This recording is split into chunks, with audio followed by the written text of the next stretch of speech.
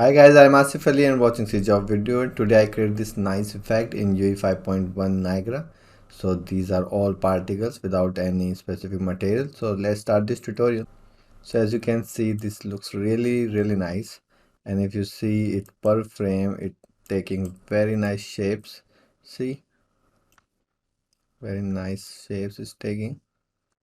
See, you can also print the screen this and use it as a texture because this look really nice.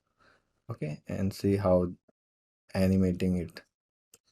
Okay, so it has four emitters and let's do it again from the scratch. So I'll put the original file also in my Patreon and this one also, which I'm creating now.